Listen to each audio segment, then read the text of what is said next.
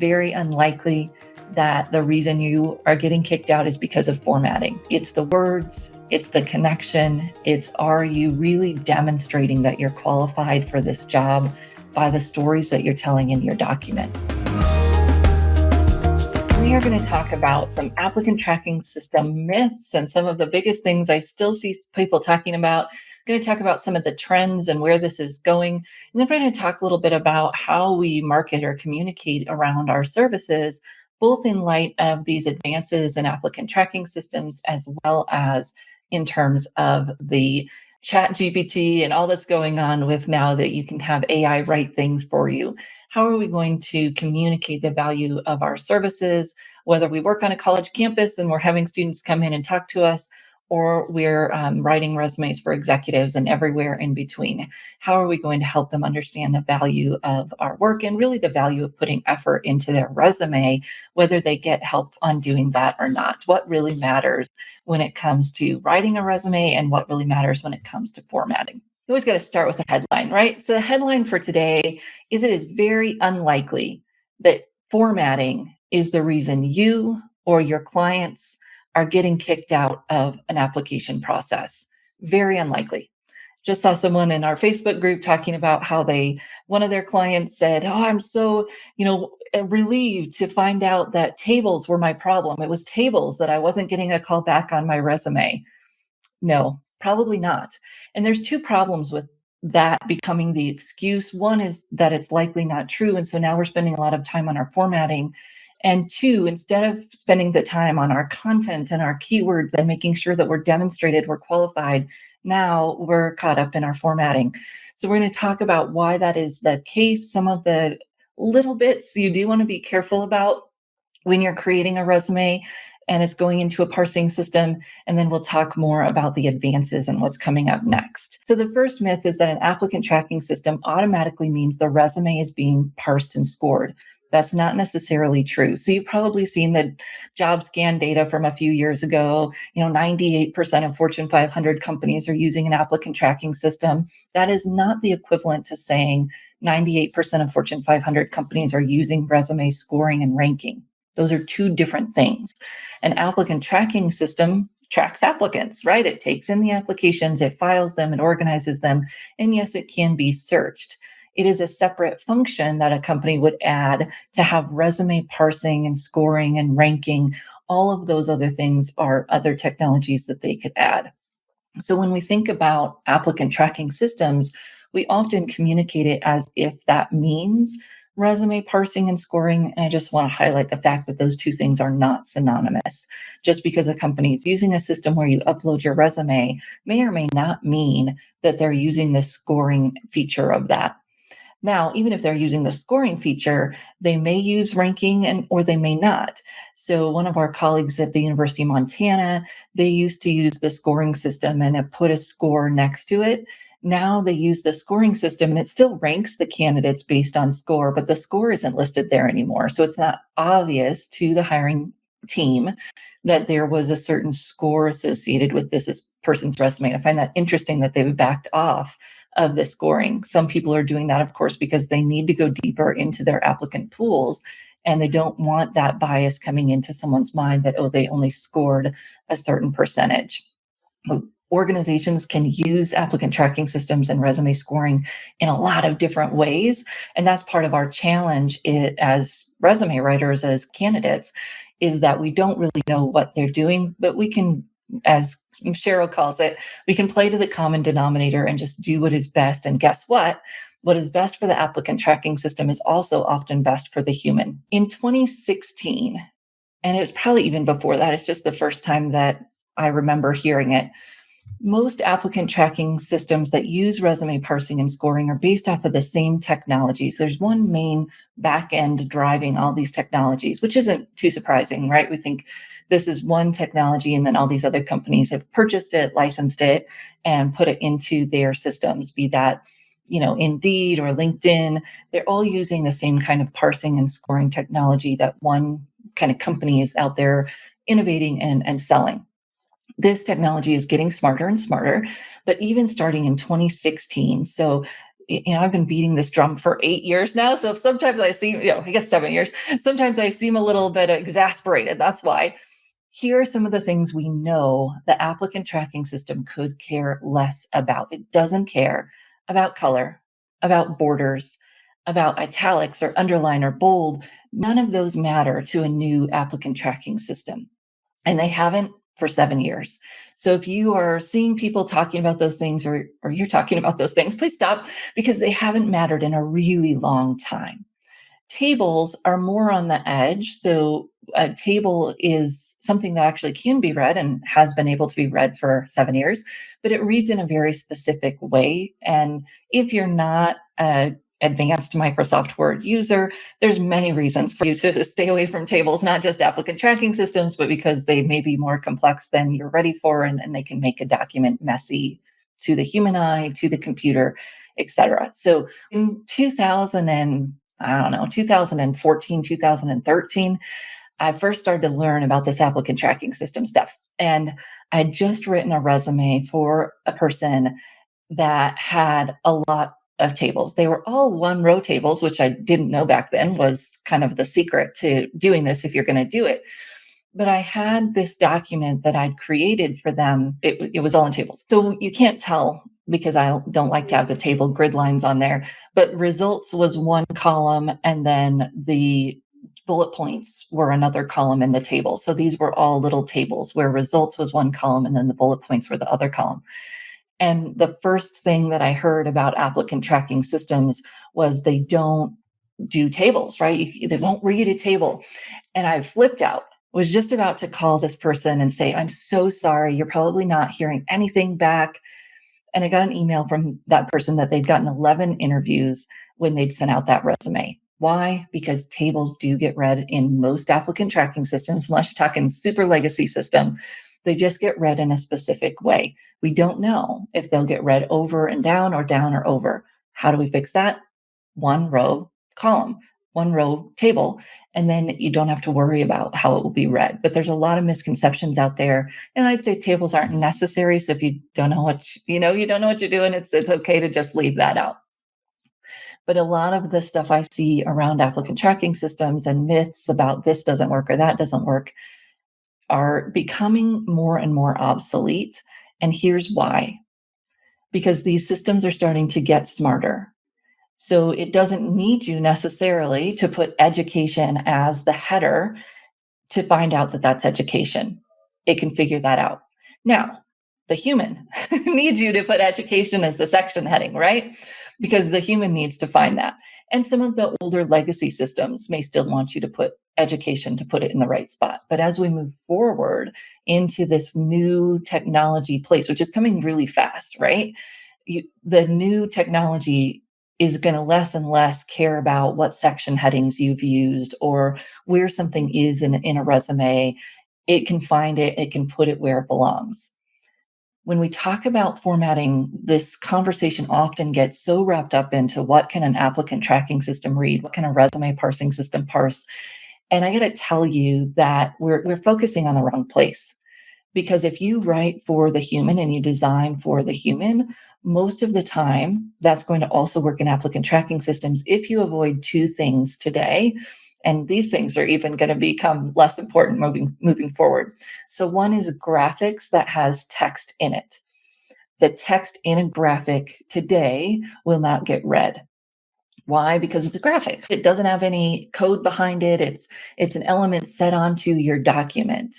This is one of the challenges with a lot of Etsy or Canva templates is that if they've used graphics or they're creating it using a graphic, the system may not be able to read it, even if you've got a PDF, or if you're putting those graphics on Word, it may not be able to read it. So be careful with graphics. Now, you can still have a graphic in your resume and have the other part of the text read. So if you've got a graphic in your resume, but you also have text, the system is going to read that text even though it can't read the graphic. So it's got a graphic in it, right? The system is not going to read that graphic, but it will still read all of the remaining text. Most systems, there may be a few that don't like the graphic legacy systems, but for the most part, they're just going to ignore the graphic and read the rest of the words. When you're talking about a Canva graphic or something that you may get somewhere else, you just want to be careful that whatever your text is in is not a graphical element. The reason a Canva template's not the best thing for you to use is because it's got too few words. Most of them that I see don't have any words that are going to match those keywords that are going to share why you're qualified in the text as well as in the pictures.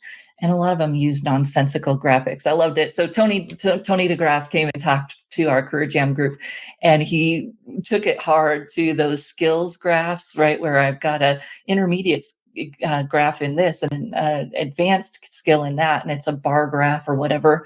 I was very glad to hear that he thinks those are nonsense as well.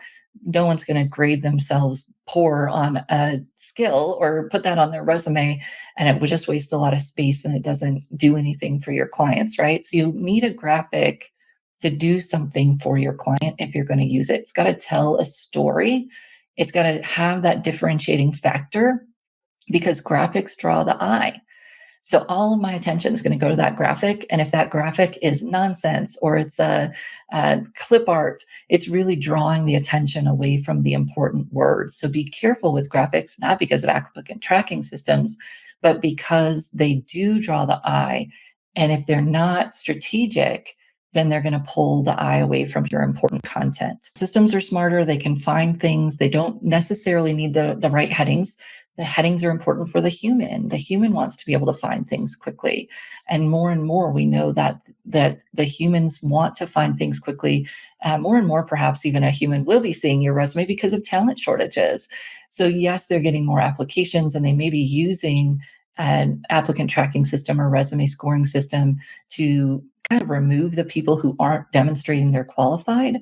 But then they are really looking at those people who do demonstrate any kind of qualification because they're searching and trying to fill those roles with a talent shortage right now in many industries and many geographies. So what really matters here? When we think about it, formatting is a tool to draw the eye to the content that matters. So a lot of talk about templates and is this template applicant tracking system friendly? I got to say, I really don't care if it's applicant tracking system friendly at the beginning. I want to know, does it help you strategically communicate what is most important about your background or about your client's background? And that's why I hesitate with templates. It has nothing to do with applicant tracking systems. It has to do with, are you strategically thinking about what is the most important about this client's background and how am I going to highlight that? Do they have a really, connected work history? So I want a really short summary so I can focus on that work history.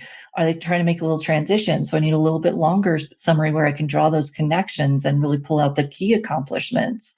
Do I want to put core competencies in there, in a highlighted box? Do I want to do this? Do I want to do that? Those are the questions that especially a professional resume writer is going to be concerned with.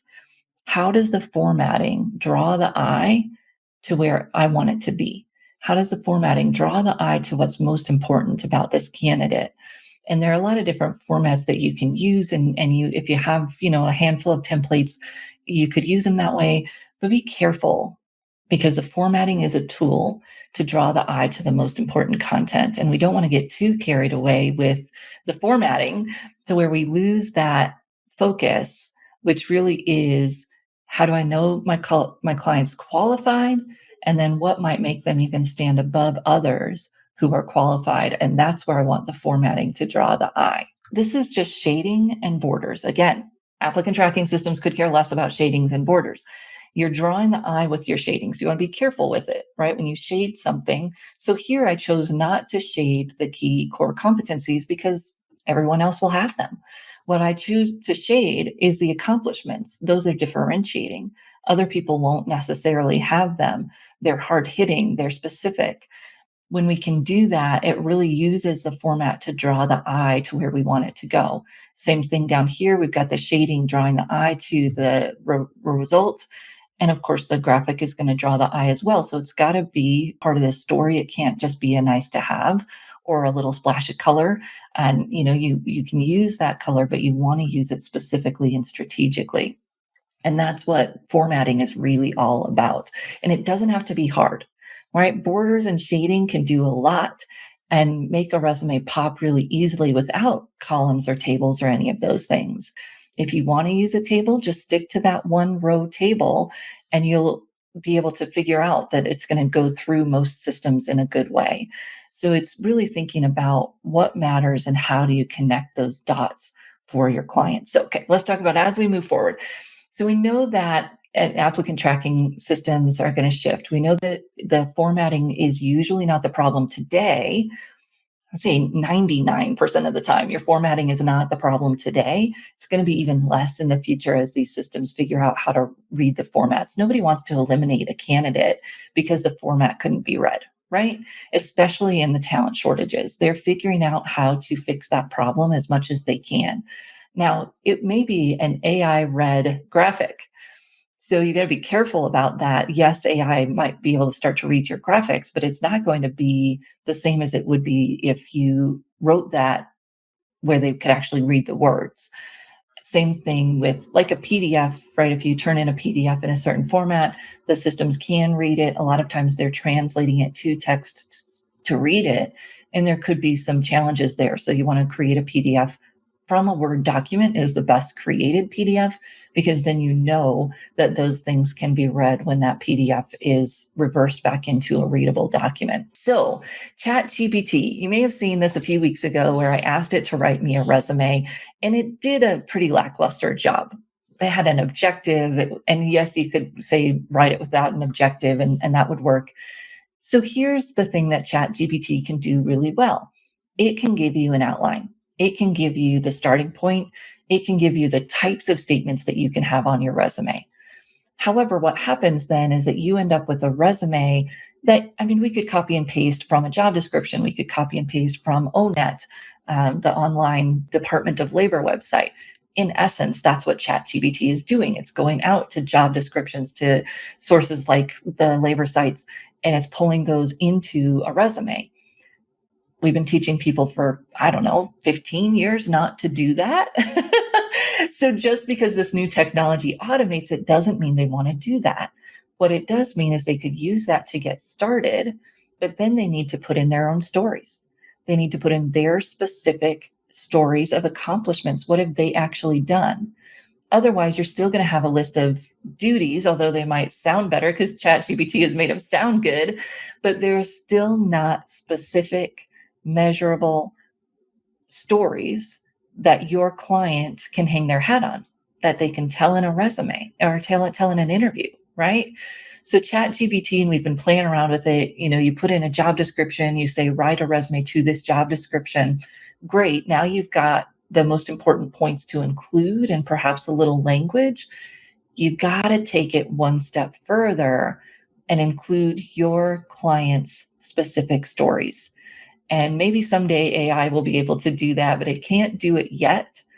And that is what our clients need us for.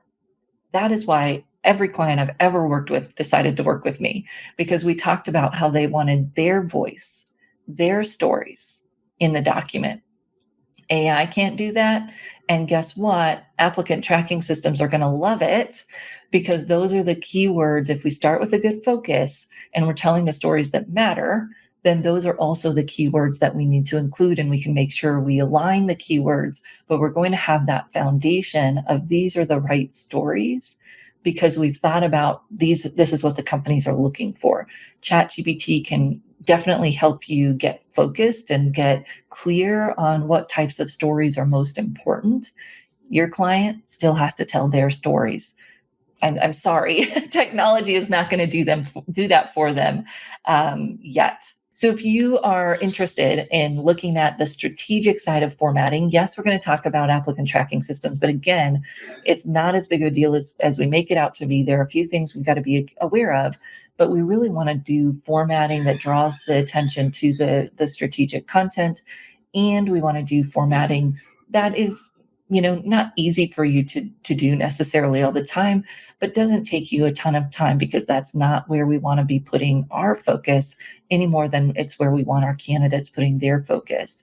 So let's come up with some tools that you can use to create formats that strategically highlight your client's best information, and yes, look modern, because that, appearances are important. I'll leave you with the same thought we started with.